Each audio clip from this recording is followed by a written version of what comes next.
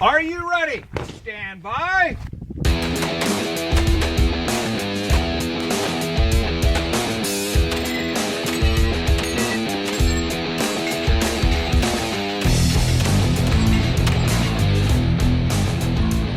Welcome to 3GS Show, episode 73. I'm your host, Dave Hartman. My guest this week is shooter, entrepreneur, and huge supporter of competition shooting sports, John Paul of JP Enterprises. This episode is brought to you by MGM Targets. Have you ever been in a match and thought, wow, I really need practice on those skinny knockdowns?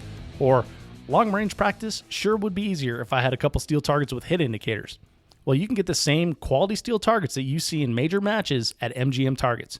My favorite target lately has been the standard shape auto poppers. Those little things are challenging for pistol, shotgun, or rifle, and because they automatically reset, you can run drills with positional work and more drills before you have to break for reset.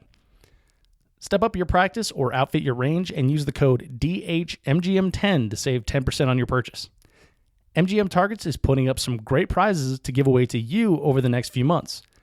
May's giveaway is for a Steel Challenge half IPSC target set, which is just like the paper metric targets that we shoot in USPSA and 3-gun, but this one's steel, it's half size, and it's laser cut from 3/8 inch hardened AR500. For details and how to enter, go to 3gunshow.com/MGM. In this episode, John and I discuss how he got started in competition shooting at a young age and turned that love into building businesses in the industry, what it was like shooting his first SOF match, and how it hooked him. Plus, the resurgence of early 3-gun at the Blue Steel Ranch. Links to everything we discuss in this episode, including the great matches being run at BSR, can be found at 3gunshow.com/episode 73, or you can just tap the album art on your smartphone and it will take you right there. And now, please join me in welcoming the show, the dynamic John Paul. John, welcome to the 3-gun Show. Dave, it's great to be here. Thanks for having me on. John, I'm excited to speak with you. I'm not going to say it as good as I did for the first time. For the audience, this is take 2. I totally forgot to hit the record button. But you know what? I think I said something to the effect of when I first got started in the sport, all the cool guys had JP rifles. And I've been, kind of a fanboy ever since, checking out the cool stuff you've got going with Resurgence this year. And of course, Blue Steel Ranch. I'm just very excited to speak with you. And that's probably why I forgot to hit the record button. Well, I've been in this a long time, as people know me can attest, and they can tell that I've lost some hair, and what's left is turning gray. So I've been around here a long time, and I've made some great friends in this industry and in the shooting community. And it's been exciting for me, actually, over the years to watch it evolve as it has. Well, that's good. That must mean, with the gray hair and losing a little bit of it, you must have all the cool secrets in the sport. I don't know about that. Obviously, the talent has passed me by, but at one time I was fairly good at it, and certainly my passion for the sport and shooting is what spurred the development of all our equipment, and that really has been kind of a hand in glove relationship with the shooting and the sports. So it's cool to have that type of like symbiotic relationship between, like a sport and, like a manufacturing facility of doing things that you love. I want to get into that, but I want to give the audience an idea of who you are personally. Can you tell us, what you do when you're not at work and when you're not on the range, and which, is there ever a time? I'm an internal combustion junkie. Somebody from my generation. So anything that's got pistons and rubber, I'm into that. So fast cars and motorcycles. So if I'm not involved in shooting, I'm probably out on a motorcycle or something like that. And one of the things I think people find interesting is I actually made a living as a professional musician for 7 years of my life, playing in an inner city rock band. I played keyboards, and I guess that goes back to the fact that I realized early on when I got out of college that I was unemployable in any conventional sense of the word. And I joke about that, but it's very true. It just dawned on me one day that I wasn't going to be able to hold down a regular job.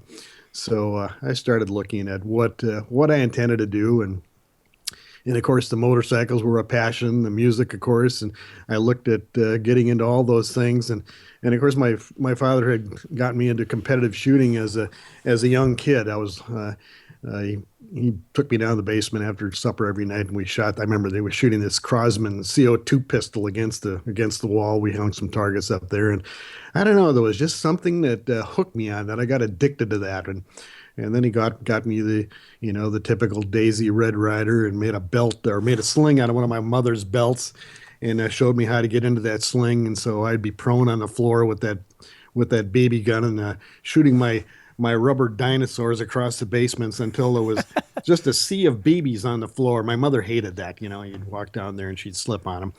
But that's really how I got into this. And then when he got me shooting small bore, when I was in I don't know, I was still in grade school, and he enrolled me in the St. Paul Junior Rifle Club. They actually had a indoor range in the basement of a public pavilion on Como Lake in St. Paul. I mean, can you imagine that, having that nowadays? I think not. Yeah, no kidding. But, so he would bring me over there every Saturday, and at that point I had a Mossberg bolt action 22, and he put a nice set of receiver sights on this thing, and by God, I learned how to shoot precision rifle with those sights. And when I went to high school, I got into a military high school, and of course they had a rifle team. And I remember all those freshman students had to qualify on the rifle range one day, and the rifle team coach was walking up and down the line looking at everybody's targets. And when mine came back, he looked at those targets and he said, "You show up at 3 o'clock at the range," and that was it. And then I got drafted onto the rifle team, and actually really learned how to shoot precision rifle. And that small bore competition really kind of laid the foundation for what I did thereafter. But I can tell you, after doing it through high school and through college, I shot an ROTC exam in college too, and I got so sick of shooting at black dots on pieces of paper that when I got out, I swore that I'd never do that again. And so I started looking for something else.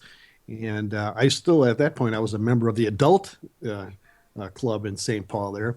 And they were doing this modified PPC with handguns. And I went to one of the local stores and bought my first handgun, which was a 6-inch Colt Python, and started to shoot this indoor modified PPC. And so, and gradually I evolved on that, and at some point, going back to the fact that I was unemployable, I looked at a lot of different things, and finally I found this gun shop that was for sale in North Minneapolis, and it was founded by the Strage brothers right after World War II, and they were retiring and they were looking to get out of this thing, and so that looked like the ticket, and so I got into this. The first 6 months I worked as an apprentice for the owner and took up the gunsmithing trade, and then of course I was in there. I kept on one of the former employees, and so it was just myself and this guy that had worked there for a few years, and after about I remember feeling the fright of really, after about 2 weeks of being in there myself. Because I got into this business thinking I knew something about guns, and like I said, after I was in there for about 2 weeks on my own, I realized I knew nothing. So you knew how to shoot them, right? Yeah, I know that's about it. So I figured it took me 2 years in that retail situation before it was, to me, I looked like I was earning another degree. Before I really felt confident, because they specialized not only in the trap and skeet people. They had a real avid rifle base or customer base that shot varmints and bench rest and that sort of thing.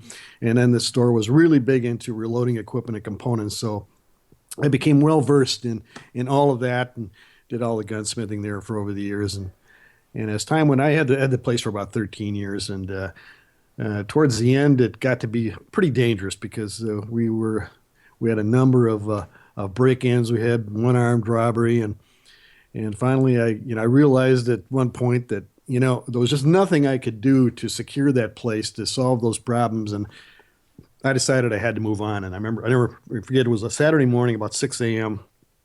and the phone rang, and before I picked it up, I knew it was the police telling me that place had been broken into again, and sure enough it was. And I just made the snap decision instantly when I got that call that I was going to walk away from that place and burn that bridge. And that's what I did. We went in there, and I had a guy working for me there, and we cleaned it up. And within 30 days, I sold it to the wall. And sold the building actually to one of my competitors from Anoka, and he moved his FFL. He actually went on a second store, and I had a full timer and a part timer, and they stayed on working for this new owner. And about a year later, I intended to get into at that point I realized I wanted to get into mail order accessories that are relating to the competitive shooter. That was my passion. I wanted to deal with people in competitive shooting, namely in the practical shooting sports. At that point, there was bowling pins and IPSC shooting had just finally come into town at about that time, and I was competing in those kind of things, and I actually got into doing a lot of gunsmith for that type of a customer, and I realized that those were really the people I wanted to deal with for a lot of different reasons. And about a year out from having that store, I didn't have anything going, and I thought I had made a mistake. And I was actually shooting an IPSC league uh, down at Faribault, and I got a call on my cell phone. It was the police wanting me to come up and identify the bodies of these two guys because they had both been shot and killed execution style in an armed robbery, and they couldn't get a hold of any family. Wow. And at that moment, I knew that I had made the right decision, even though, ironically, I felt guilt for not being there. It was kind of a crazy combination of emotions at the moment. But I knew that's why I walked away from that place, and I was able to move on with my life and do what I eventually what I'm doing now.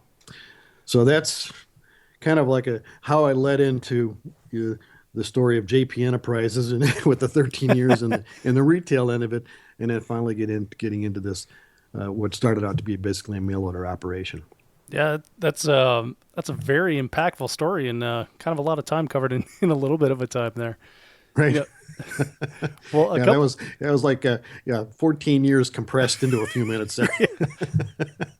More than that. Well, a couple of the things you mentioned stood out to me was that you were a musician and you found yourself unemployable to begin with.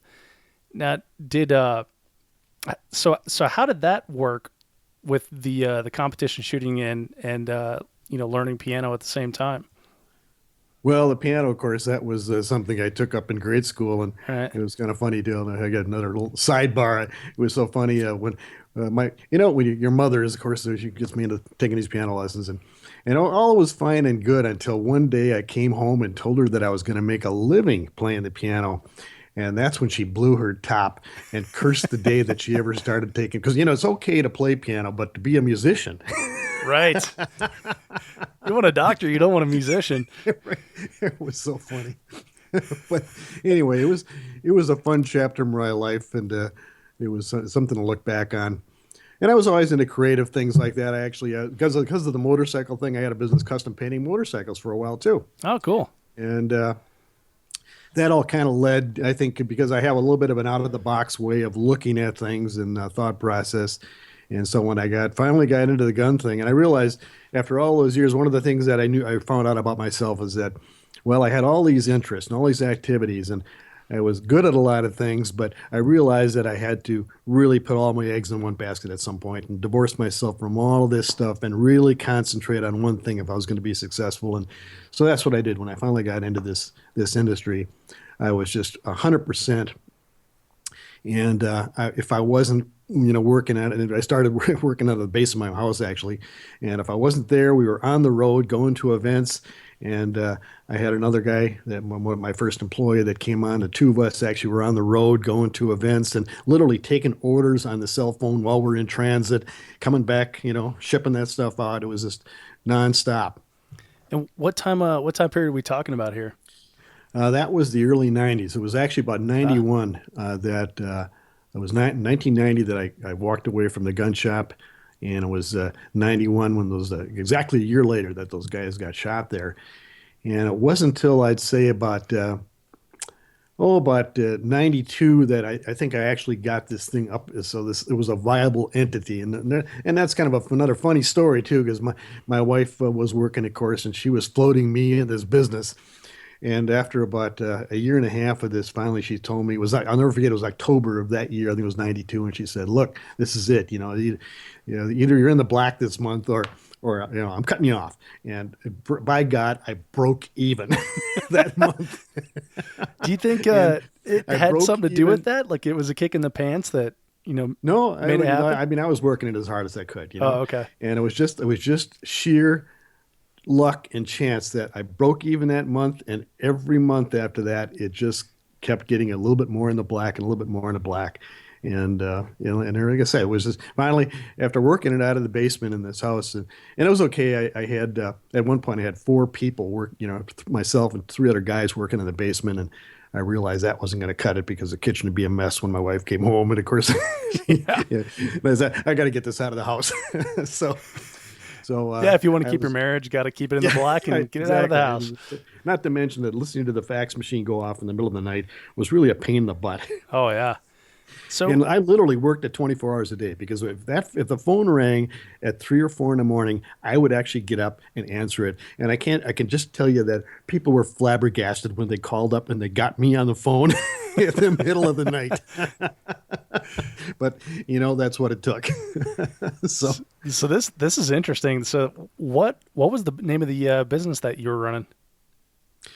Well, the original gun shop was Lloyd's Sport Shop after Lloyd Striggy. He was the founder. Okay. And then as it went on, I decided, well, that identity didn't fit anymore. I called it Firearm Specialties, and then when it became this what it is now, I changed it to JP Enterprises, and that was an offshoot of my custom painting business because that was John Paul Arts when I Ah, was in the motorcycle custom painting and evolved into this. And that's interesting how that evolved too, because when I started going on to these events, well, people knew me as JP, they referred to me as that, and I realized that no one could pronounce or spell my last name. And I said, well, I'm just going with it, so that the identity became John Paul, even though the Paul is actually my middle name. So most people, everybody knows me by that. If somebody refers to me by my actual last name, no one knows who you are even talking about. So I've assumed the mantle of that identity. I So I must plead ignorance. I did not know. What is your last name? it's Gangle, Oh, and okay. it's Gangl. Like I said, it's just amazing, and no one can and when you're out there, everybody either pronounces it wrong or they can't spell it. They always want to put vowels here and there, and I said, oh, it's embarrassing for people. It's just a pain in the neck. So I just don't use it in this context, and so it's worked out well because of the branding, the tie-in with the company, it all works. Yeah, for sure. Well, cool. So then So when you're working out of your basement, there's no we're talking pre-internet here, so it's not like you can put up like a web store or anything. How it did you was, it advertise and get was, yeah. sales? Go ahead. Oh, I'm saying is how did you advertise and get sales? Well, at the very start of it, I took out advertisements in Front Sight magazine, and of course I started advertising like an American Handgunner and some of those other things, and tell you that was very expensive, and the return on some of those ads was not the greatest. But it was, I'd say, about mid '90s, I think, where the internet really came on the scene. I had my sister-in-law actually put together my very first website, and of course, it didn't have a store, but it had all the products on it, and that really launched us. And luckily, one of my shooting buddies was a professional photographer, and Sweet. he had a big studio and a loft in Minneapolis. And he took me under his wing and he taught me how to use Photoshop and Quark Express. And because of that, I was able to generate all my own ads and do all of this. And I already knew my way around photography. That was my father was a semi-pro and he taught me about photography. So I had that in the bag already. So luckily I had those other skill sets that made it possible for me to have professional looking, I guess, promotional product, that I didn't have to pay an arm and a leg for. So that was a huge help. And this photographer friend of mine, Don Gatehouse, we're still very, very close friends, and he's out in New York working now. So Well, and I bet having that, level of professional photos and everything stood out at that time because, it took a long time for the firearms industry to catch up with the rest of the world as far as like quality of photos and quality of like web presence and everything. Well, you are not kidding. I'm a consumer. I Yeah. know. You know, the funny thing is, I thought I was actually pretty good at this, and then my two sons, of course, got involved in the business when they were in grade school. We had child labor. They're down in the basement. Yes. They're packing parts and stuff, and of course, both of them are full time in the business now. And one of them is our head engineer, and the other is in charge of media. Jesse, you know Yeah. him. I was just gonna And say. so, I yeah, spoke to a guy it's named Jesse. He had the same last name as you great. now. So at some point, when I had to kind of start to divest these things and concentrate on really my core strength, which was new product development. So they took over all the catalog and all of this stuff, and they no more than took it over. And I realized that they made me look stupid. They were so much better at it.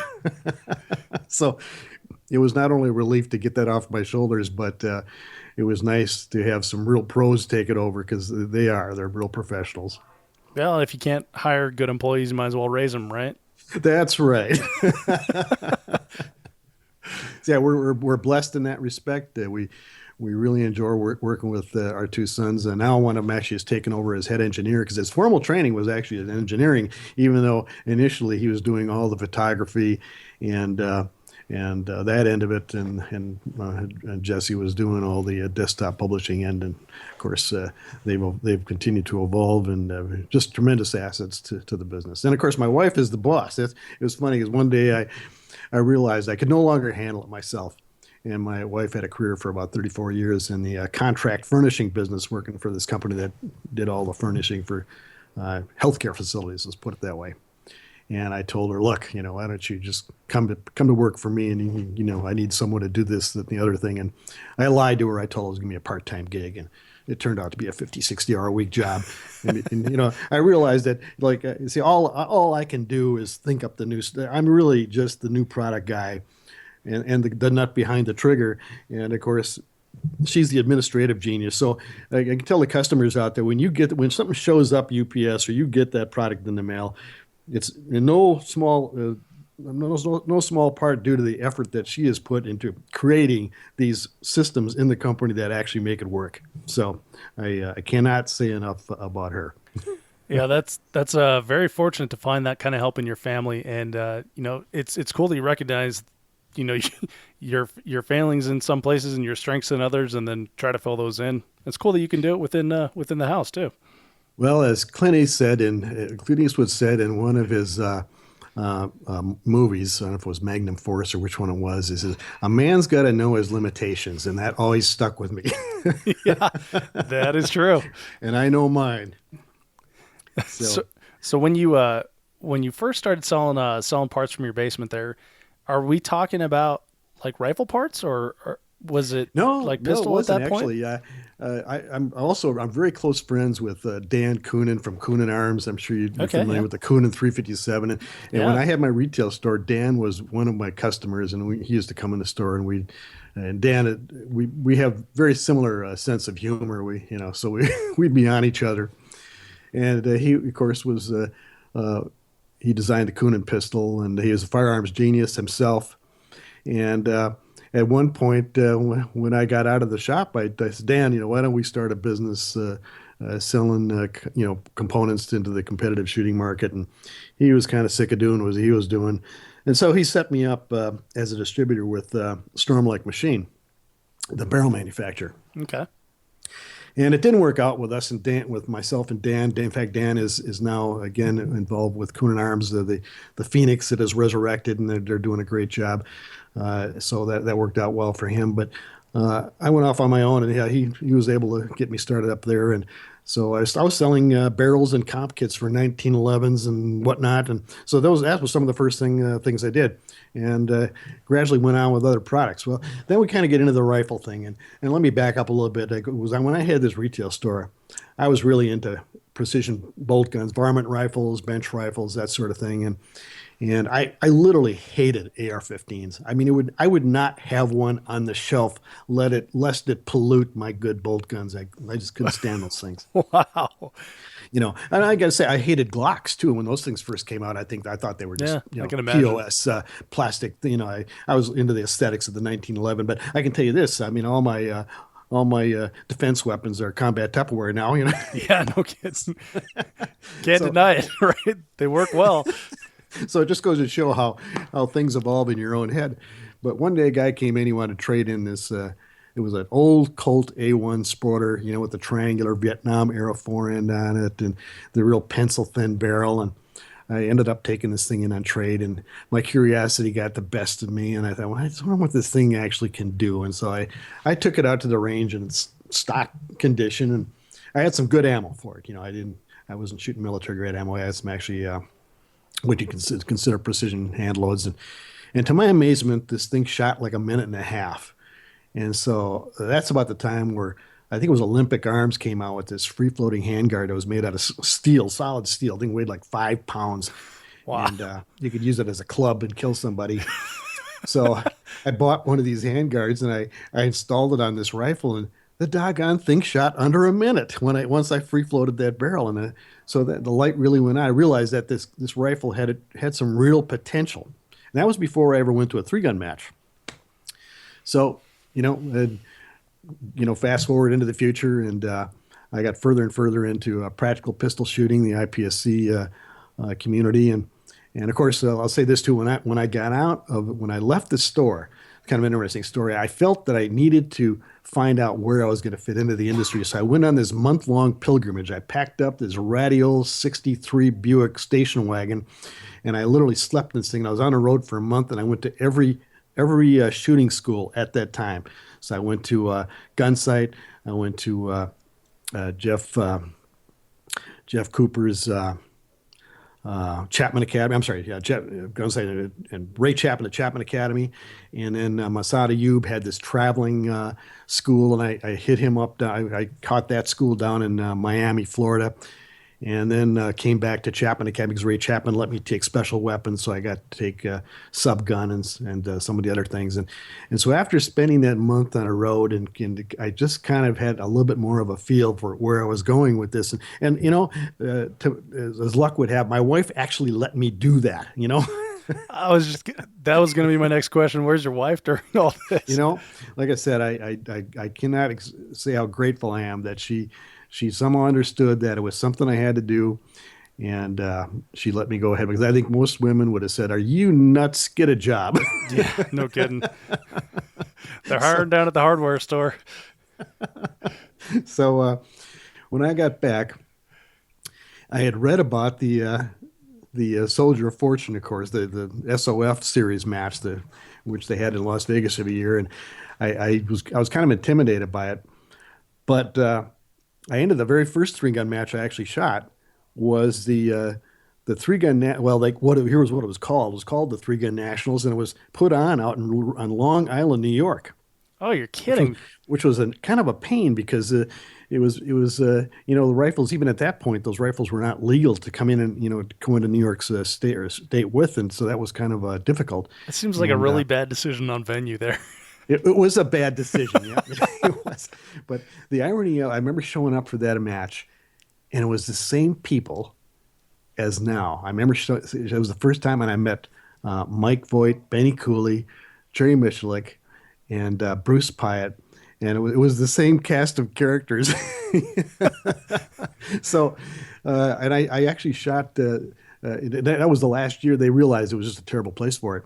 So then Troy McManus took it over and moved it. And this is before USPSA would have anything to do with it. They couldn't stand it. They thought it was like the bastard child they needed to keep in the closet somewhere. They didn't want anything to do with it. Right. And so then Troy McManus took it over, and they moved it to Shreveport at the Clark Shootout Range. And a reason for this, to go back, I mean, the Soldier of Fortune World Championship is the granddaddy of all of this, and all multi-gun competition has evolved out of that original venue. Mm-hmm.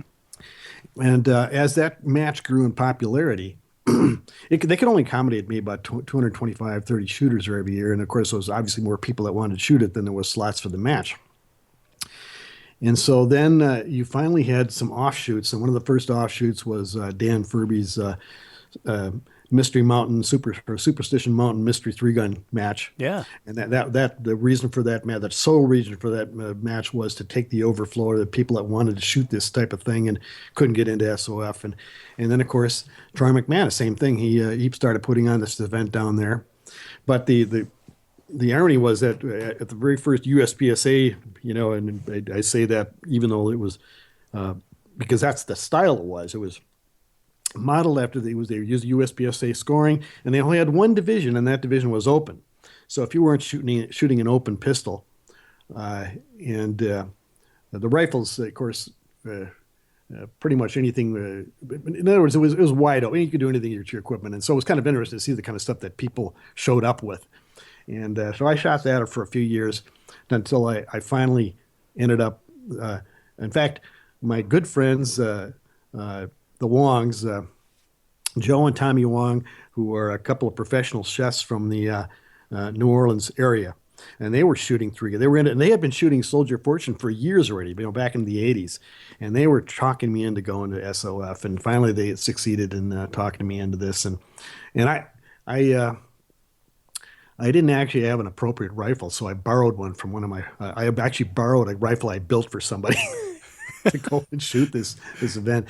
And so the very first time I went there, I realized that that particular venue and the way that they did it was the real thing, and it made so much more sense to me than what was going on down in Shreveport, and that the SOF over the years I shot it was more responsible for the direction I went in the development of my equipment than anything else. Now that said, I got no problem with where it's gone or all the different flavors of it. Let's put it that way. Sure. And if anything, I want to see as many people out there competing with guns as possible. I don't care what they're doing with them, if it's safe and they're having fun.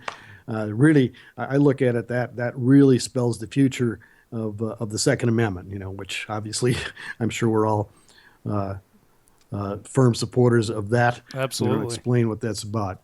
And I think that the more people that get into competitive shooting sports, the more legitimacy it gives it. And people who are not necessarily into guns will realize, oh, well, my friend so-and-so does this, and I know he's sane. Well, how bad can this be? At some point, it's like motorcycles, all right? I remember when I first started riding motorcycles, everybody hated you if you were on a motorcycle. And I realized that there was actually people in cars trying to kill me because I was on a motorcycle. Oh, really? Yeah. I mean, when my first motorcycle, this was back in the about 1971, I think, and it was still kind of the concept of Marlon Brando and the Wild One, and the fact that people on motorcycles were hoodlums and society would be a lot better off without them, et cetera. And when that dawned on me, when one guy tried to run me off the road, tried to kill me by running me off the road, I realized I needed to have the fastest damn motorcycle I could get out of anybody's way. But, fast forward nowadays, you can't find anybody that doesn't have a friend or relative that owns a motorcycle and has that personal tie-in and realizes that, yeah, most people on motorcycles are okay. Oh, yeah. And so I look at the gun thing as being very similar to that, is that the more people we can get involved in competitive shooting sports, legitimate competitive shooting sports, the more the perception of society and as a whole will change favorably. Yeah, that's a pretty cool parallel you drew there with motorcycles and how it's become, like doctors and dentists and everything have it. Where, I work in an engineering firm, and everyone at the private range I belong to are engineers or quality guys and stuff like that. So it's definitely a huge cross section when you talk to all the competitive shooters out there. It's not just what a lot of people would think of, like former Leo and former military. Sure, there's that too, and we love those guys. But there's a lot of just regular old citizens, people from all walks of life. Absolutely. And when we were doing the Soldier Fortune event in Las Vegas, I had a video produced out there, and that was one of my goals. We did a promotional video, and I made it a point to interview a lot of shooters and get into what they did, what their jobs were, what they did in real life, because that was exactly the thing I wanted to get across. It, these are professional people from all walks of life, and no different than you are. They just happen to be instead of playing golf, they're out here doing this sport. golf with guns. Right. So, Golf with guns is like the perfect way to describe this sport, by the way. It gives the people context. yeah, it's probably one of the few things that I'm on a parallel with George Collin. He made the comment in one of his monologues once that he thought that all golf courses ought to be turned into uh, low-income housing developments, as opposed to the bourgeois golf clubs that they were. And I thought, I'd like to see every one of them turned into a shooting range myself. Yeah, absolutely. There's just a bunch of hard shots on a golf course for sure. And the guys at Rock Castle, the Nobles. I don't know if you've ever been to Rock Castle shooting center there. Not yet. But see, they actually have a golf course, and it's the only place I know of where you can go and shoot a long range practical rifle match on a golf course. That's perfect. So okay. While people are playing golf, mind you. And do they even like blink as it's happening? Yeah, they close down, certain holes, and there's still people playing other holes when we're actually shooting across the fairways and whatnot. It's really funny. That's awesome. Oh, probably only in Kentucky, right? That you could do Only something in like that. Kentucky is right. Yeah, those guys are great. I'll give them a plug. That's a facility that everybody should go to out there and attend at least one event at Rock Castle, because the Nobles, Nick, Nate, they do a great job of running that place, and great people.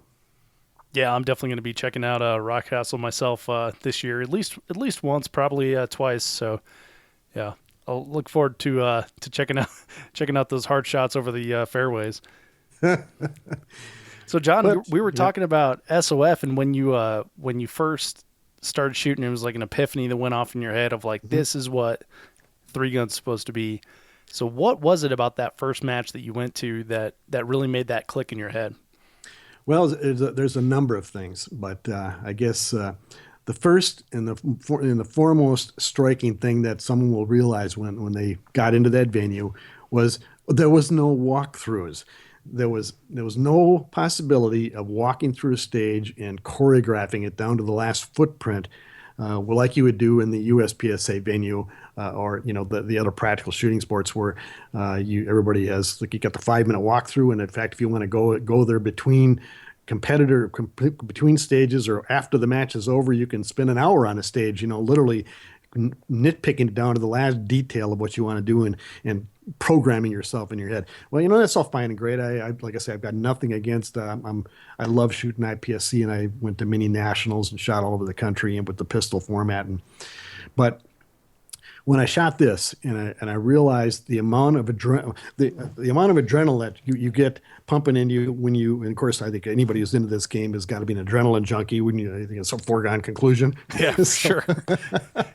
So yeah, the adrenaline spike you get going into an unknown stage is about 10 times that of going into something where you've choreographed it.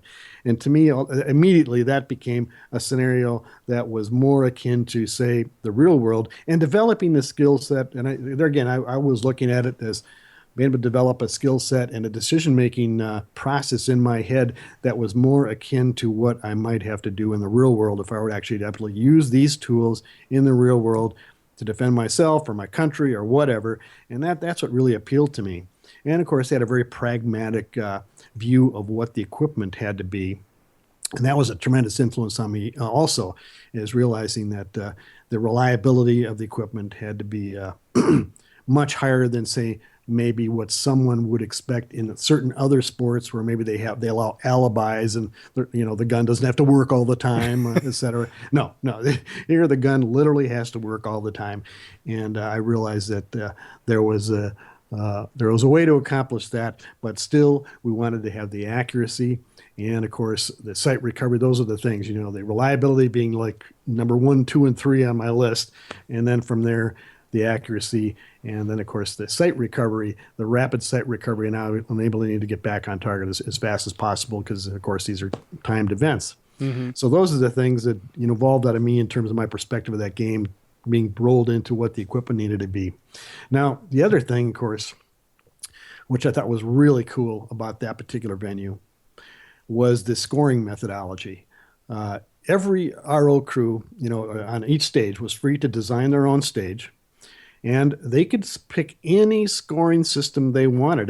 So in other words, the stages were not like they are now. We're all lockstep into the seconds only scoring system. Right. They A lot of the stages were what you'd call part time or shot for points, and they asked very real world questions, which what I thought.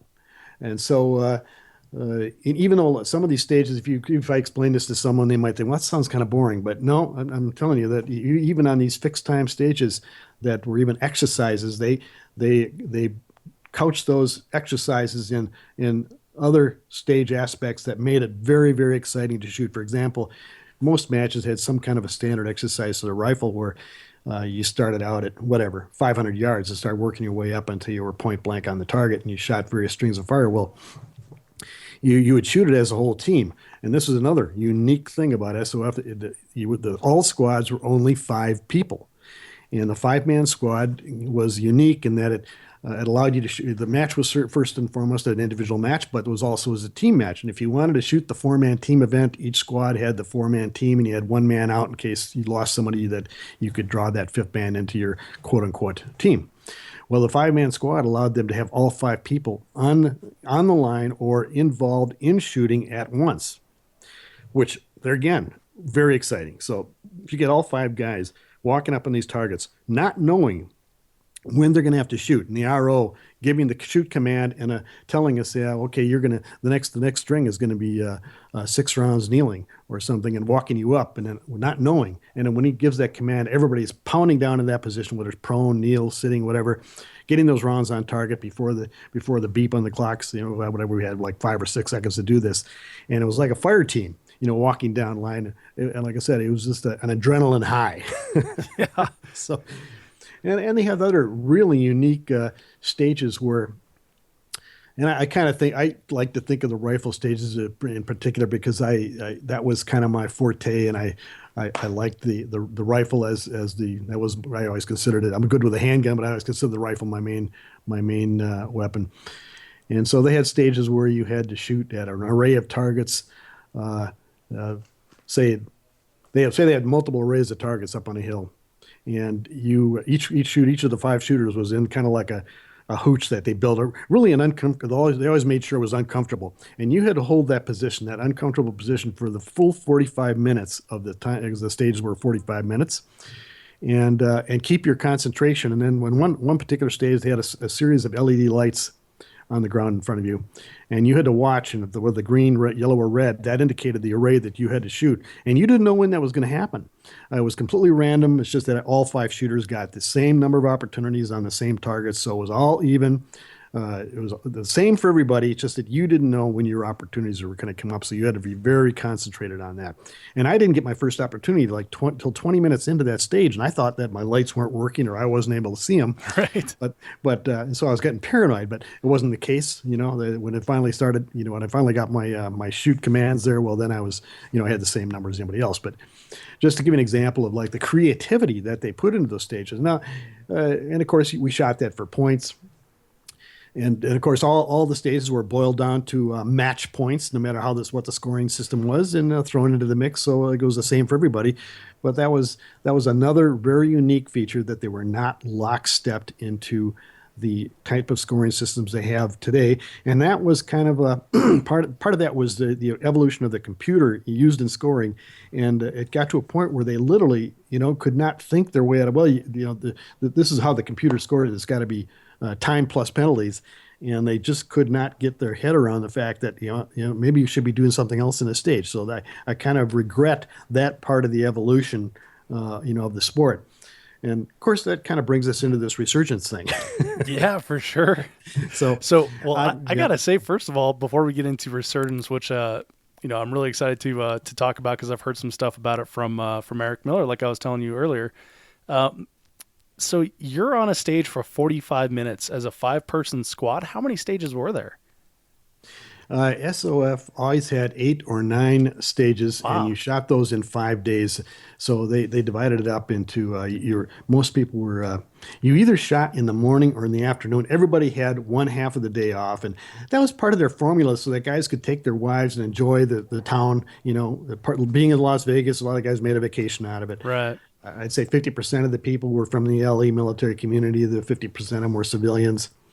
And by the way, the crew of this match, they did not look at it so much as a match as they looked at it as a training exercise to increase their survivability rates of the LE guys. That was their main goal.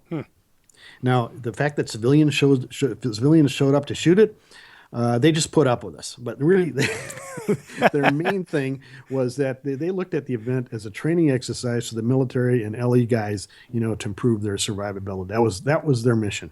And so from that first time that you went there, were you immediately like designing products in your head or thinking like, oh, I can, if I only had this or if I only made this, it would make this particular portion of the game Yeah, faster? well, it just exploded in my head after that. I mean, just there again, the tie-in of what the rifle had to do, and I mean, to me, and I wanted to be good at it. And at one point, I mean, I was one of the top 10 at that time. So I mean, I certainly thought of myself as a professional level shooter, and I really wanted to know that the piece of equipment we built, I could hand it to any other pro level shooter, and they would know that that piece of equipment was not the limiting factor in their performance. That is Nice. the bottom line. The goddamn equipment cannot be the limiting. I might be the limiting performance, but I never want my equipment to be the limiting factor in my performance. And that was my goal. And I think we accomplished that. Well, perfect. So then, again, I'm sorry, I'm going to delay resurgence a little bit here, but when when you started building products for, specifically for three gun, um, were you looking at like AR products, or were you looking? Did you start with the pistol and then move from there to AR-15 products? When I first got into this, the post retail, the JP Enterprises entity, we did everything actually. We were doing all kinds of pistol work and revolver work. And then we got heavily into doing customized shotguns specifically for three gun. But the rifle always being the main thing on the menu was the rifle products and the rifles themselves. We didn't actually start Gotcha. building rifles till probably I'm guessing mid to late '90s, where I actually started building complete rifles. Okay, cool. And was that like a huge step for you guys to build rifle, or was it just like we're getting so much demand, it just makes sense to do it? It was like this. I started to come up with the products to improve the performance of the rifle, and then you step back to, I guess, my background with the music and the custom painting of the motorcycles. I've always got this aesthetic side. I'm always looking at, okay, this functions, but it looks like crap. I always wanted things to look good too, and so at some point, I realized that, well, everybody building these rifles looked at the rifle, the AR-15 platform, as strictly a utilitarian tool, and they were essentially ugly, and Yeah. and people accepted that. So that was the other thing. I wanted not only to bring the performance up to a whole new level, I wanted this stuff to be really aesthetically pleasing and to really pay attention to the cosmetic detail of it. And it's kind of started. I got in with my oldest employee. His name's Dave Kamek. He had a Class 7 manufacturer's license himself. And that's how we got into building the rifles, because I used him and his Class 7 license. We had to obviously pay excise tax on the rifles. And so I like kind of subcontracted that end of it out, technically to him, so that we could get into actually manufacturing complete rifles. This was before we had our own receivers or any of that. We were actually buying receivers from, whether it was Olympic or DPMS, or to build these rifles on, but using our some of the other components, like the fire control system. We had the first single stage fire control system, which dominated the AR world for years, because it was just us, and then like the Krieger Milazzo and the Armalite copy of that, the two-stage type trigger. And the two-stage trigger, let me just talk a second about that. The two-stage trigger is still well entrenched in the NRA high power community, because they've been born and raised on two-stage triggers. That's what they expect their rifles to feel like. They expect to have a take-up, and of course then you're on the sear and you load it. But in the practical shooting community, I kind of felt that we wanted a single stage trigger, our single stage trigger with a very, very short reset. And when I showed that trigger to, I never forget Bruce Pyatt, who, he looked at me one day and he said, "Yeah, it's all about the reset." And I said, "Yes." Says that another one pro to another, he understood exactly what it was about. It was that short, crisp, fast reset that allowed you to have not only the precision, but the ability to put multiple rounds on targets very quickly. And so that trigger kind of launched us because we did so much business with the trigger over the years, and I rolled all that back into the R&D of all the other products that have come out over the years. So it all started with the trigger and then built from there. It actually started with the muzzle brake, Oh, no kidding. Okay. the recoil eliminator. If you remember that, that big tank looking Yeah. muzzle brake we make. Yes. That was my very first product. And I was at the range one day, and I saw this guy with a 300 Win Mag bolt gun, and watched him shoot this thing. And he had this crazy looking muzzle brake that he'd built with it. It was actually a 3x5 piece of sheets or steel, like a cardstock steel plate.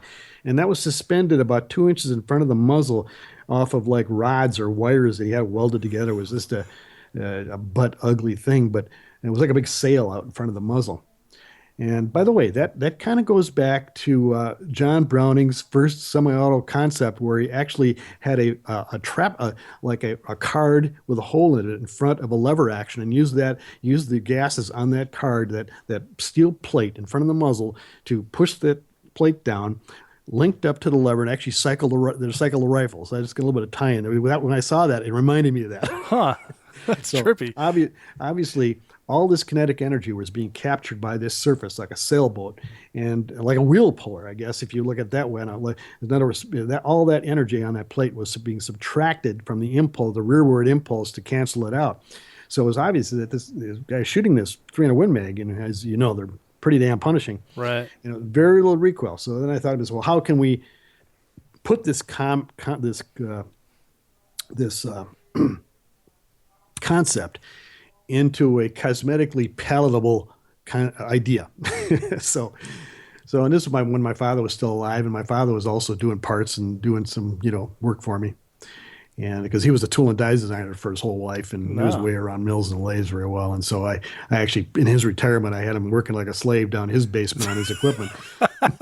and I feel guilty about that. I really do. He wanted something to do, so I put him to work. Like I got something for you to do. I got a lot of somethings for you to do. So the two of us are standing in front of his workbench, and we'd kind of tested out a couple ideas, and they were really ugly. And there was a piece of 1.5 inch tubing, actually was drain pipe, sitting on his workbench. And the picture of this thing, the way it is now, pretty much just flashed into my head in an instant, with the angle cut on it and exactly how it needed to be to produce just exactly the amount of down thrust relative to the forward thrust to, eliminate the muzzle rise and have a completely neutral impulse on the rifle. And we made one up, and by God, it worked. So that was the beginning of, that was the very first product. And the trigger actually came later, because obviously the trigger on the AR was horrible, and I realized that was, Yeah. you had to get that trigger at least in line with the kind of refinement that one might expect on a good 1911. See, so Yeah, and that's still the parallel that everyone makes is the the standard trigger. Let's make it like the 1911. So then, like I said, one by one, I started addressing what I perceived as all the issues, the performance issues in the rifle, until finally we had our own rifle based on billet receivers, where we could was a blank canvas, and we could, at one time the ACOG was the most popular sight because it was the only sight allowed, and so the SOF required the sight to be a military approved optic, and of course the Trijicon ACOG at that point in time was really the only one, so everybody shot ACOGs. And so we came up with, we decided to interface the ACOG directly into the receiver, and that was popular for a while. Now the ACOG, with all these 1 to something variable scopes, which are fantastic in a lot of ways, the ACOG is kind of fallen by the wayside, much to my dismay, because I think people realize what a tremendous piece of glass the 4x32 TA01 ACOG is, and my Doomsday rifles have ACOGs on them. Let me tell you that. Nice. My life depends on it, that is a tough scope to beat, especially when you combine it with, you know, a set of flip up iron or a dot sight. We were the first to come up with that concept of combining the micro dot sight on an ACOG, and at one point we had a military contract. We outfitted all of Fifth Group with the mounts and the J points to mount on their ACOGs. And of course, now you see that that's common out there. And I'm not to toot our horn, but I got to say that a lot of things that you see out there, we originated, like the modular forend. That was completely a JP concept, and a lot of this stuff. And of course, even mounting the sights on the side. I have to go back to a shooter I knew at SOF, and I saw him engaging short range targets with his JP rifle by just looking down the flutes on the handguard. Yeah, we just he'd roll the ACOG over, and he would look right down the barrel. And he said, "Yeah," he says, "out to 10 meters or so." He says, "I can shoot A zones just by using like a broomstick and sighting down the features on the handguard." And I thought to myself, well, what if we actually put sights there? so, so that's how the 45-degree offset sight concept came out of that. Well, that's way cool. You saw him swinging his hand, and you just handed him a hammer. Gave him the tool to do it. Yeah, I saw him. Todd Salmon, his name was, and I asked him, "What are you doing, Todd?" And he says, "Well, because obviously it really worked." Yeah, no kidding. So, Yeah, seems like a pretty proven concept. All these years later too, for sure. Okay, so well, oh, go I'm ahead. sorry. Go ahead. No, okay. Well, I was going to transition a little bit to the Resurgence match for the audience and people who haven't heard of it. You can kind of tell by the name Resurgence. It seems like you're bringing something back. So, what exactly Yep. are you bringing back, and what's the concept behind the match? Well, needless to say, the few old farts like me that are left around that actually shot the SOF venue, and there's not too many of us, I don't think. We really miss it, Yeah. and we like to. I mean, every time I get together with Eric and Kurt and Jimmy Holdsworth, we reminisce about those days and what we liked about the event too. And we've actually been talking for about, I'd say, the last 3 years about resurrecting this thing, and somebody needed to do it. And so when I decided to acquire the Blue Steel Ranch, which there again, obviously this business has been good to us, and I wanted to invest that back into a great facility. And when I shot a couple of events at the Blue Steel Ranch, and when I found out the owner was interested in selling it, I thought, man, I am the sucker for this place. And so that it was really that ranch is in New Mexico, yeah. is that right? Huh? That ranch is in New Mexico, is that right? Yeah, it's about 12 miles out of Logan, New Mexico, which Okay. is 30 miles in from the Texas border. So it's kind of on the eastern edge of New Mexico, about in the middle of the state in the vertical sense. Kind of out in the middle of nowhere there, but that's the beauty of it, because when you're out in the middle of nowhere, you can do things that you can't do somewhere else. Yeah, that's for sure. And it's canyon country, so we're right on the edge of the Revelto River system there, and so most of our property is canyons. So you've got these tremendous canyons that form this ballistic containment. It's all naturally burned, and we got like 7 actually square developed ranges on there, and there's 400 plus steel targets throughout the property. It's just a shooting paradise, is what it is. And the guys at Competition Dynamics, Zach and Jimmy Holdsworth, they've been running this Steel Safari, which is kind of a unique long-range precision match where you walk 3 miles, 1 mile a day of canyon rims. The targets are out there. You come to a point that's marked. Okay, here's a shooting position. You've actually got to find the targets in the natural terrain, which is 50% of it. Let me tell you, just finding they're not like painted blaze orange out there. And so it's a good real world scenario, because live animals, they're camouflaged in the environment. So finding the targets is a big part of it. And then, of course, ranging them, computing your solutions. You got 1 round each to engage. So a very high difficulty natural terrain precision shooting match. They've been running that for about 10 years now.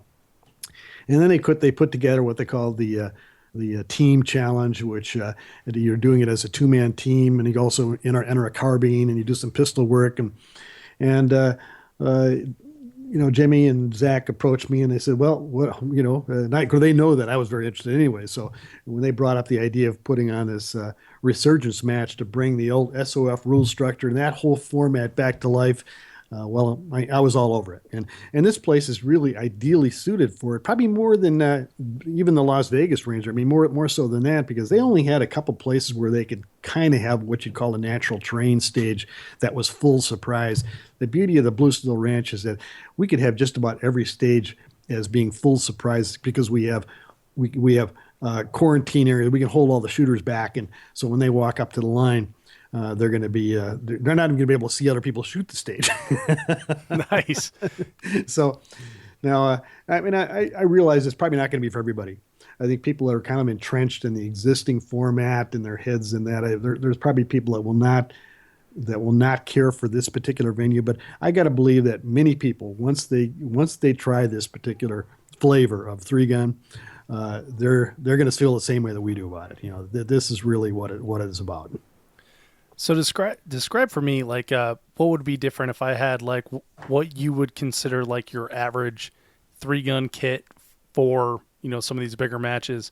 What would I need to change to go and shoot the Resurgence match? Well, they are going to make some accommodations, on the divisions, I think, so that if you're shooting, if you're used to shooting heavy metal, et cetera, that's all the same. Now, interestingly enough, one of the things, of course, is obviously your mag pouches and your holster, whatnot. They really have to be able to hold your equipment securely because this is be a very physical event and there's rough terrain, so not like you'd have on a square range.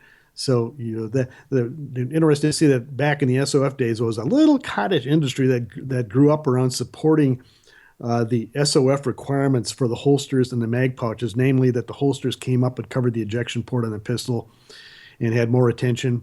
And secondly, the mag pouches had to cover a minimum of 2/3 of the magazine. Now, the thing is that actually this stuff does exist out there because I think that as you got into more of the tactical community and the IDP community and businesses that are supporting people are actually the practitioners of this in the real world over in the sandbox, they understood that they needed this kind of equipment too. So this stuff is all out there. And so, yeah, somebody might have to change their holster or mag pouch, and obviously we don't have an open division because they're not gonna some of that kind of equipment wouldn't people are going to be reholstering pistols, and so you're not going to be trying to reholster an open gun into some fancy open rig, for instance. Right. Now in the shotguns, a little bit different there. The shotguns, I believe, I'm a little bit removed from this, but I think that 21 inches was the maximum barrel length and 22 inches was the maximum magazine. In other words, the magazine tube couldn't extend more than an inch beyond the muzzle of the shotgun. So not these long shotguns that have, kind of found a foothold in what we call scoped tactical now, or that was originally, see, the SOF had two divisions. They had what they called tactical optics, that's what they called it. Mm-hmm. And of course, hence the ACOG. And that was the only difference. Everybody else shot the same kind of the pan guns, and of course the shotguns were all the same, but it was just primarily the rifle that differentiated. And that was what happened when that match dissolved in 2003, and now all those people were absorbed in the other venues of 3-gun. In order to accommodate them, they came up with this division called Scope Tactical. Right. And so that evolved. And then the shotguns, of course, started to get longer and longer tubes on them. And some matches allowed you to put more than 9 rounds in the tube after the buzzer, et cetera. But no, the shotgun can only hold 8+1. Yeah, I have to admit that when I'm shooting a stage with shotgun, it's nice to have that 12-round capacity, but it really does look ridiculous. Yeah, and of course, in the real world, I mean, if you're going to have a shotgun in your house, let me tell you, you are not going to have a 12-round tube on that shotgun. Yeah, you're not going to have that big 28-inch goose gun, with the huge magazine. Which brings me to a little story, a little throwback. And I was shooting the Shreveport match, and I was squatted up with Jimmy Clark, rest his soul, and a few other guys, and Jerry, and there was another fella on our squad, and he showed up Well, when I saw his stuff, I thought that he had brought a big umbrella. He had this thing kind of wrapped in a canvas bag, and there was this long black pole sticking out the back end of it. And honest to God, I thought he had a big sun umbrella. Well, we got to a shotgun stage, and he pulled this thing out, and he had an 18 round tube on his shotgun. I'm not kidding you. The magazine tube on this shotgun was like 5 feet long. And he won that stage because he didn't have to do a reload. Right. But that was kind of like the point of, that was like the pushing it to the ridiculous end of it there. Yeah. See. Yeah. It's like, come on, guys. Really? Are we doing this now? Yeah. And then you take the guys with the Sega or the box magazine fed shotguns, which are only in the open division and other, in what we consider 3 gun now. Well, you can bring one of those. But here was the other philosophy, I guess you could look at it. They looked at the slug as being kind of the salt and the pepper, and it was you didn't have whole stages based on slugs, or had people shooting 10, 15 slugs in a row. You only shot 1 or 2 slugs, and they were interjected. Because they looked at the slug as being a specialty round. You're only going to use that for certain purposes where you might pull one out. And of course, you had to have the ability to stage that slug. And really, the slug, the question they were asking is not only can you hit something at whatever 70, 80 yards with this thing, but do you have the ability to stage that slug up in the process of your ammo management so that you get the right rounds on the right targets and you don't screw up? And so, and of course, is what this is about. And so when you got a box-fed shotgun, you know what kind of trouble you can get yourself in if you stage your slug up in a magazine.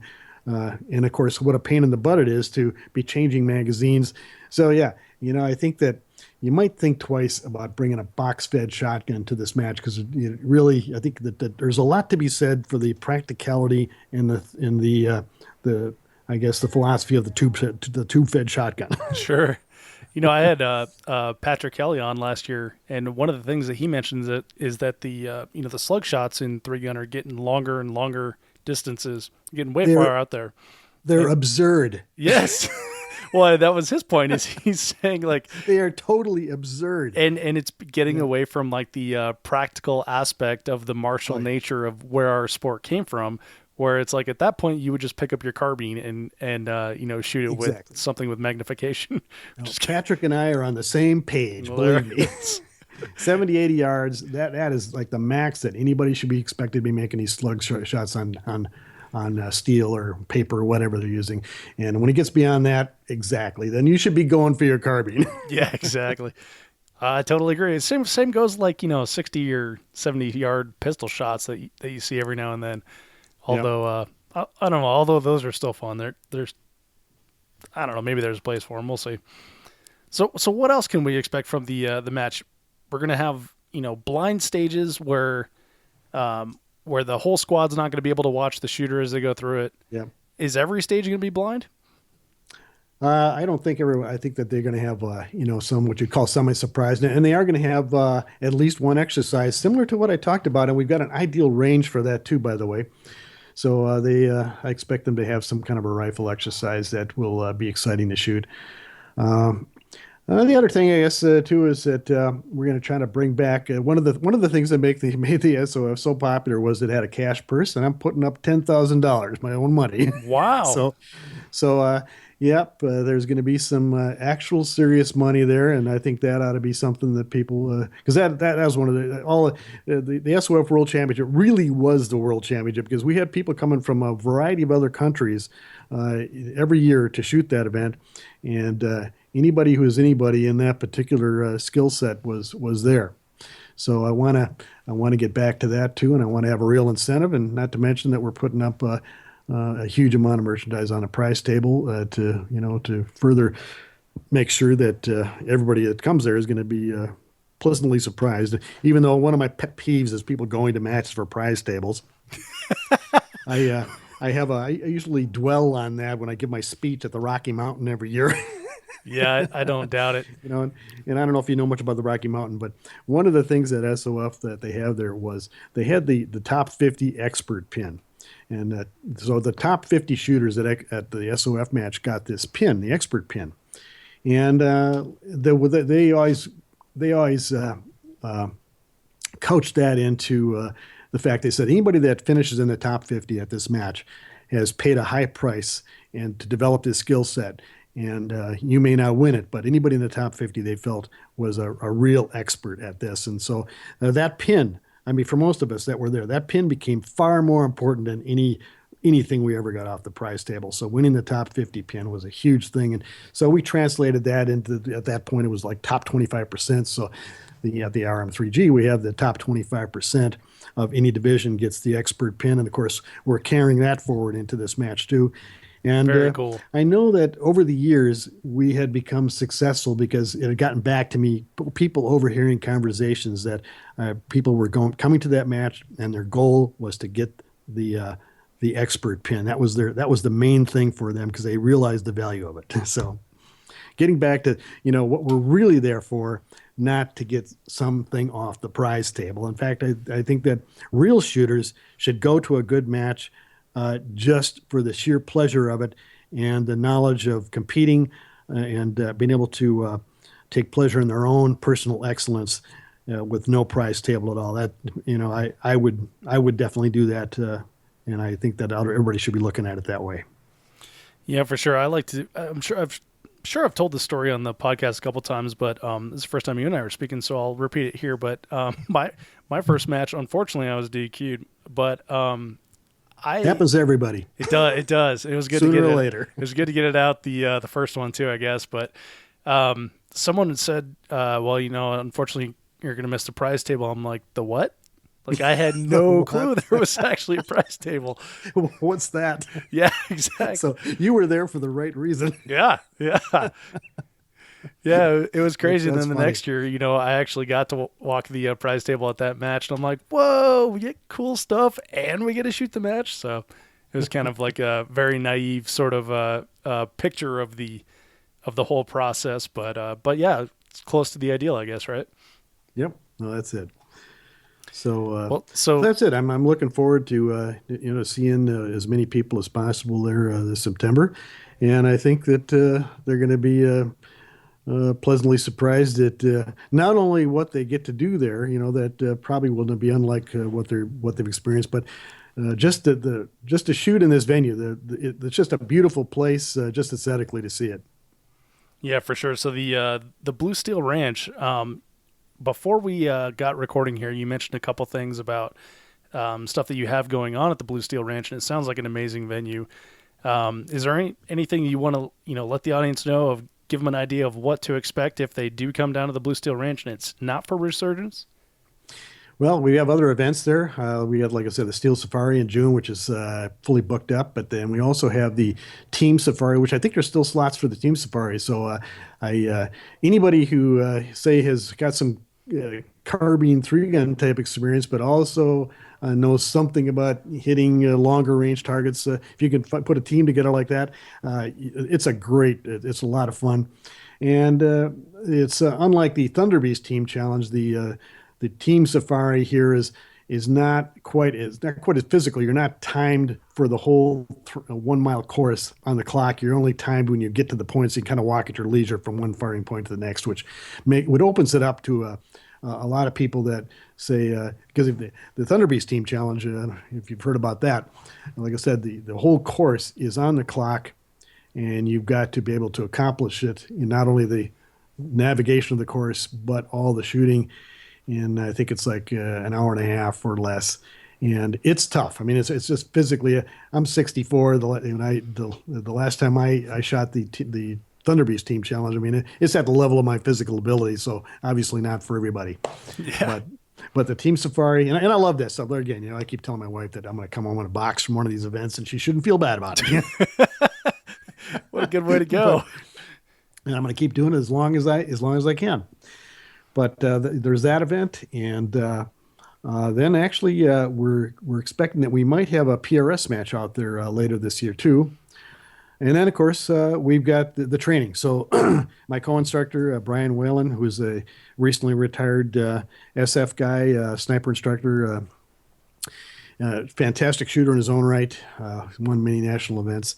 So the two of us instruct on these long range precision courses, and it's a great experience out there. We have an entry level, an intermediate, and then an advanced competition course that we're offering out there. So all of that's on the calendar. That's on the website of the BSR, and you can check that out. Well, that's good, and that's bluesteelranch.co. Yep. And then, of course, Actually, US. Is it .us? .us. Okay, Yep. bluesteelranch.us. And then we've got resurgence3gun.com and, of Yep. course, jprifles.com. And those are great places to find you, along with the instruction. That's cool. Like you're living the dream. It is. There's not a day that I don't wake up that I am just grateful to have done what I've been doing, and to be able to do something I'm passionate about. So, Well, that's awesome. There's a couple last questions that I like to ask all my guests. And John, it seems like you've got like a pretty good sense of humor about yourself. So the first one is, tell me about your most spectacular disqualification. well, it was at Shreveport at the Three Gun Nationals. I got DQ'd on the first time in my life. I got DQ'd at the national event, and it was on the very last stage. So that was the upside. I got to shoot the whole match. And I got DQ'd on the last stage. And it was so funny because Troy McManus came up and he was yelling at his ROs for DQing one of the major sponsors. And at that, once they do it, it's not like they can take it back, Hey, and it was a real minor thing. It was a 180 violation, but the stage was into the corner of a bay, and I see many of the other stages they were telling the shooters that the 180 followed the shooter, and so I kind of made that false assumption. I ended up just going past the target by about 2 degrees. And I got called on it, but hey, I wasn't, I was not going to complain about it. I wasn't going to, use the fact that I was the sponsor of the match. It is what it is. And obviously I wasn't happy about it, but like I said, if you do this long enough, you're going to get DQ'd. That's for sure. And that was a painful one. But what actually made it even more painful, but amusing at the time, is they wrote the match up, and one of the things they covered was about me getting DQ'd. And I said, "Did you really have to put that in there?" Oh man, pouring like salt in the wound there. I know it. It's rub salt. So yeah, that was my. And I think I probably. Once I DQ'd myself. Oh yeah, we were shooting the Minnesota had a state 3-gun championship every year. And that was funny too because we were up at Duluth, at the range desert. The Northwest Sportsman Club is about 20 miles outside of Duluth, Minnesota, and they had one of these standard exercises with rifles around a barricade, and there was like 5 or 6 people shooting in a line. There was all this noise. And I had to transition right side to left side around this barricade. And in the process of doing this transition, I brought the rifle back around the barricade. And I was sitting, I think, kneeling or sitting, in back of the barricade. When I brought the rifle back around, I failed to re-engage the safety. And as I switched hands on the rifle, my finger just swept the trigger. And I couldn't hear this because there was so much noise.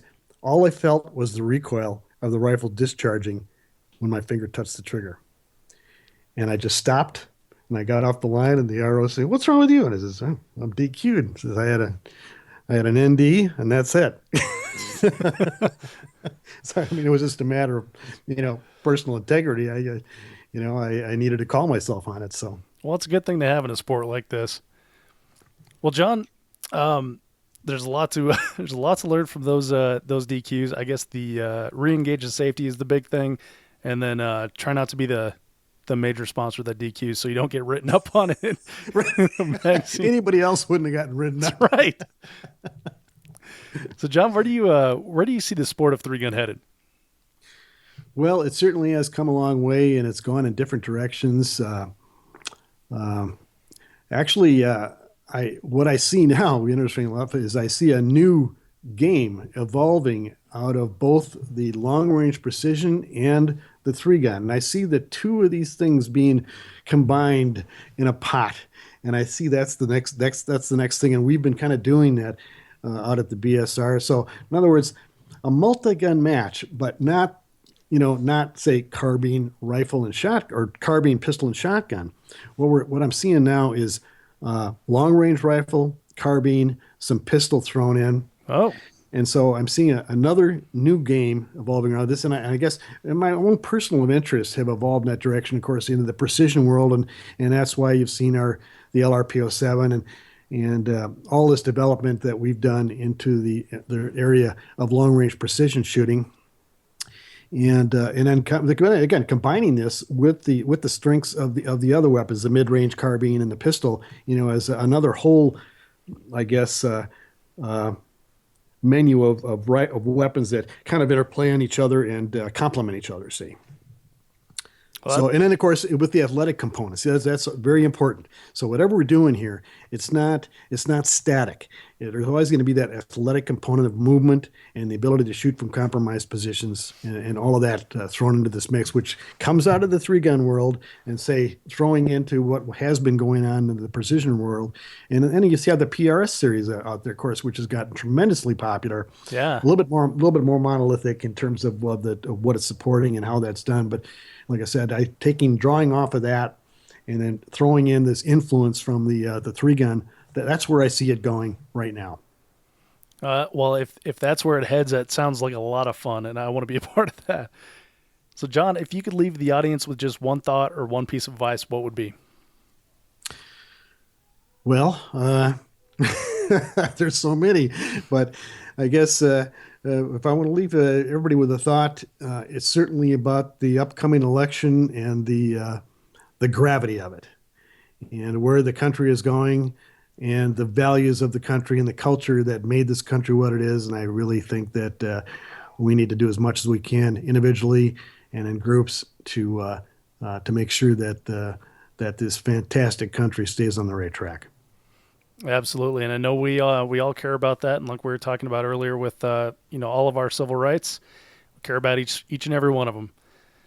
Well, John, all right. This has been fantastic. It was really great to speak to you. I enjoyed hearing all the good stories from back in the day and where you're taking that with Resurgence, and of course the great stuff you have going at JP Enterprises.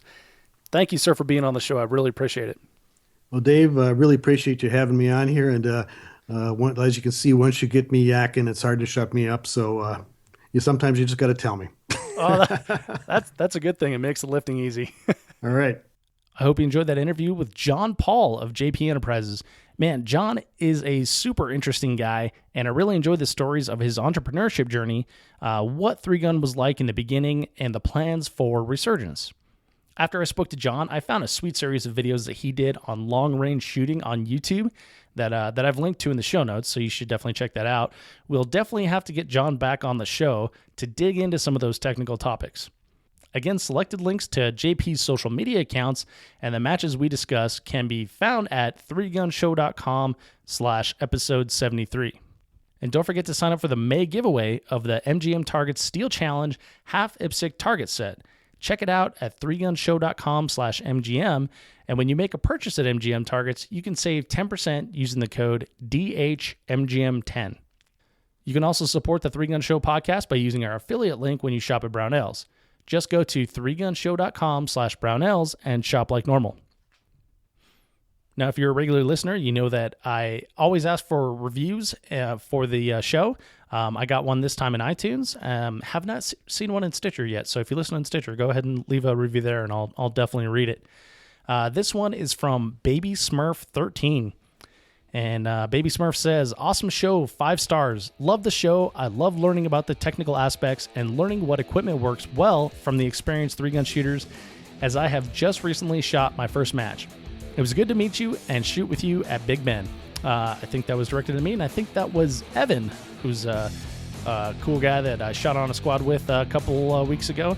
And for those not in the know, Big Ben 3-Gun is a match put on by Mike Griswold of Rocky Mountain Targets at Ben Lamont Gun Club. This is a fun match, and if you're in Colorado, you should definitely check it out.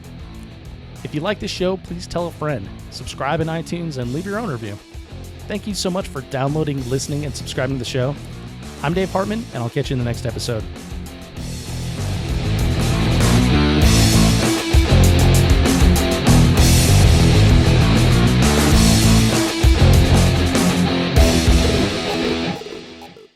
If you are finished, unload, show clear.